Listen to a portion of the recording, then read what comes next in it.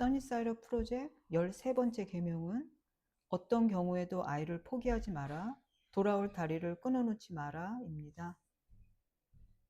링에서 열심히 뛰고 있는 선수에게 미리 수건을 던지지 마세요. 아직 끝나지 않았습니다.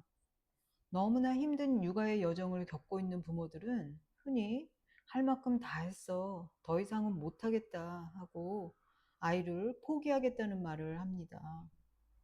포기해야지 하고 마음먹는다고 머릿속에서 가슴속에서 지워지지도 않고 평생을 가게 됩니다. 아이는 부모가 자신을 포기했다는 것을 알면 어떤 심정일까요? 아무리 관계가 안 좋아도, 아무리 아이가 부모에게 함부로 대하고 원수같이 대해도 아이를 포기하면 안 됩니다. 혹은 반대로 아이가 자신의 삶이 버거워 놓아버리려고 할 때 처음에는 살게 하려고 부모도 혼신의 힘을 다 발휘하지만 같이 놓아버리는 경우도 보게 됩니다. 왜냐하면 아이가 할 만큼 다 한 것처럼 보이고 그런 고통 속에서 사느니 차라리 삶을 놓아버리는 게 아이에게 낫다고 여기고 세상 쿨한 부모가 되어 네가 그렇게 선택했어도 너를 전적으로 이해해 라고 하고 싶어지니까요. 그러나 아이가 포기할 때라도 부모는 절대로 포기하지 마세요. 부모의 그 의지로, 사랑으로 오랜 시간이 걸려도 아이는 일어나기 때문입니다. 아이가 이 삶이라는 무대에 오른 선수라며 부모는 코치입니다. 코치의 역할은 지치고 힘들어하는 선수를 격려해 주는 것이죠. 코치는 이미 선수와 비슷한 무대를 경험했기 때문에 얼마나 힘든 일인지 잘 알고 있어서 옆에서 이겨내라고 박수 쳐주고 격려해주는 사람입니다. 인생은 롤러코스터와 같다는 걸 우리는 잘 알고 있죠. 육아도 마찬가지입니다. 롤러코스터에 타고 있을 때는 죽을 것 같고 무섭고 화나고 짜증이 나서 내리고 싶어 발버둥을 쳐도 내려주지 않습니다. 내릴 시간이 될 때까지 기다려야 합니다. 그러나 롤러코스터에서 내릴 시간은 반드시 오고 평안한 날은 오지요. 롤러코스터에서 할 수 있는 일은 두 가지입니다. 발버둥 치며 죽일 테면 죽여라 하고 소리 지르면서 눈물, 콧물 다 흘리고 빨리 내리기만을 학수고대하거나 아니면 이렇게 된 거 롤러코스터의 리듬을 맡기고 이 또한 지나간다, 즐겁게 해보자 하고 받아들이는 일입니다. 내가 타고 있는 롤러코스터에서 나는 어떤 선택을 할 건가요? 부모는 아이를 세상에 나오게 한 책임이 있고 포기하지 않아야 할 마지막 사람입니다.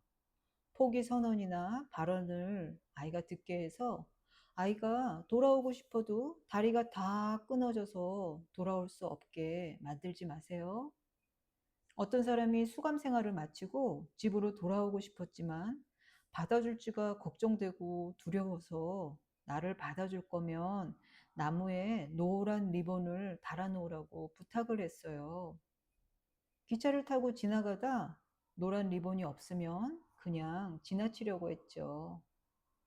한 개의 리본만 있어도 너무 좋을 것 같은 두려움과 기대를 갖고 바라본 나무에 한 개의 리본이면 혹시라도 보지 못할까 봐 수백 개의 리본을 나무에 달아 두 손 들고 환영한 노래를 들어보세요. 포기를 안 하고 있으면 아이가 돌아올 수 있고 돌아오지 않고 다시 관계를 이어갈 수 없는 사이가 되더라도 아이는 부모가 자신을 포기하지 않고 사랑한다는 걸 알게 해주면 아이도 살아가는데 큰 힘이 될 것입니다. 성경의 탕자 이야기처럼 어느 날 아이의 세상이 다 무너져 모든 것을 다 포기하고 싶을 때 결코 포기하지 않고 기다리는 부모를 떠올리게 해주세요. 빛의 화가로 불리는 바로크 시대의 거장 렘브란트의 돌아온 탕자는 그의 마지막 유작이었습니다. 아버지에게서 자신의 유산을 미리 받고 부자의 연을 끊고 집을 떠난 아들은 여러 해 동안 방탕한 생활을 하며 자신에게 남은 것이 하나도 없을 때 가장 절망스러운 순간에 아버지를 떠올리게 됩니다.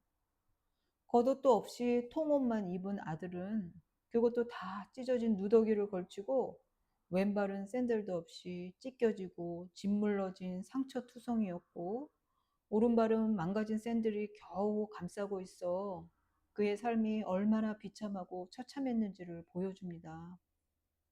수많은 날들을 고통과 눈물 속에 살았을 아버지는 용서할 수도 받아들여질 수도 없는 아들을 어떤 비난의 말 한마디 없이 돌아온 것으로 그동안의 고통과 슬픔이 치유되듯 아들의 등에 손을 올리고 잃어버린 것을 찾은 안도와 사랑으로 어루만지고 있습니다. 흥미로운 것은 아버지의 두 손이 대조를 보이는데 한 손은 근육질의 강인한 아버지의 손길이 다른 한 손은 부드럽고 온화한 엄마의 손길을 연상시킵니다. 아무런 노여움 없이 변함없는 사랑으로 아들을 품은 아버지의 무조건적인 사랑은 모든 것을 잃었을 때 마지막에 떠올릴 수 있는 그래서 다시 관계를 시작하고 삶을 시작할 수 있는 사랑의 보금자리가 됩니다.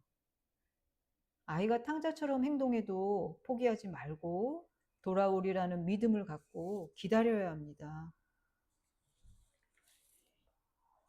힘들게 하는 10대 아이를 포기하고 내 삶을 살겠다고요? 아이가 마음에 안 들고 잘못된 행동을 할 때 쟤는 누굴 닮아 저러나 아무것도 해주기 싫고 내 시간, 내 노력을 차라리 나를 위해 쏟았으면 발전이라도 있을 텐데 하는 생각으로 이제 그만 포기하고 싶은 마음이 들 때가 있습니다. 아이는 지금 질풍노도의 시기로 자신이 누구인지 알기 위해 말도 안 되는 행동, 미운 행동, 기가 막힌 행동, 부모 눈물을 쏙 빼는 행동을 하면서 자신에게 맞는 옷을 찾아가고 있는 중입니다. 아이는 그야말로 감정의 롤러코스터를 타고 있어서 자신도 어쩔 수 없는 상태입니다. 그래서 부모는 이 시기에 더 많이 아이를 이해하고 사랑해줘야 돼요. 부모의 못마땅한 태도는 아이에게 읽힐 것이고 부모가 하는 행동이 모델링이 되어 아이도 부모에게 대갚아주려고 할 수도 있어요. 그러나 이 또한 지나갑니다. 몇 년 뒤에 아이는 부모에게 뭐라고 말할까요? 펄펙 스톰을 같이 이겨내줘서 고맙다고 사랑한다고 할까요? 아니면 그 모진 태풍에 나를 버려두고 거들떠보지도 않더니 이제 와서 나에게 좋은 파트너가 되자고 할까요? 어떤 말이 듣고 싶으세요? 교육가인 리타 피어스는 이렇게 말했죠. 아이들은 자신이 좋아하지 않는 사람에게서 배우지 못한다. 교육에 대해 이야기할 때 이야기 안 한 것이 있다. 커넥션과 관계다. 모든 아이들은 챔피언이 되어야 한다. 커넥션의 파워를 이해하고 아이들이 되기를 원하는 최선의 것이 될 수 있다고 주장해주는 결코 아이를 포기하지 않는 어른 한 명은 있어야 한다. 사랑은 모든 것을 견딘다고 하죠. 너를 사랑하기 때문에 포기할 수 없으니 같이 문제 해결을 잘 해보자고 한 팀이 되고 한 배에 타세요. 포기하지 않는 격려의 말 한마디가 사람을 바꿔놓은 일들을 우리는 수없이 봅니다.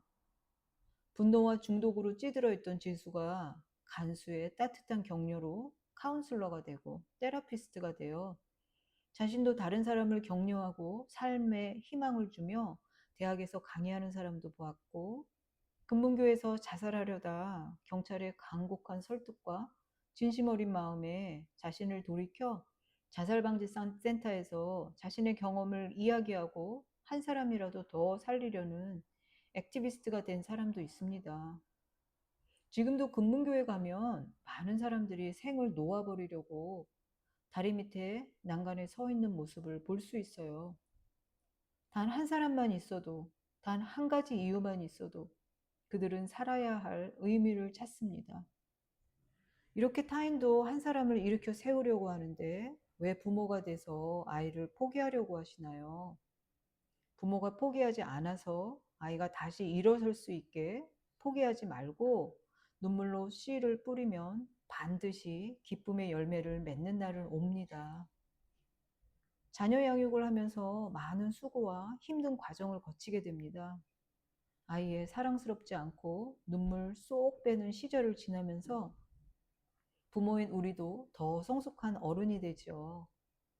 비바람을 견디고 자라나는 황급빛 노란 물결의 들판처럼 가장 어려운 것을 인내하고 견디며 잘 지나갈 때 우리는 부모로서 한 인간으로서 성장하게 되고 아이와의 관계에서도 성장을 이루게 됩니다. 경청해 주셔서 감사합니다.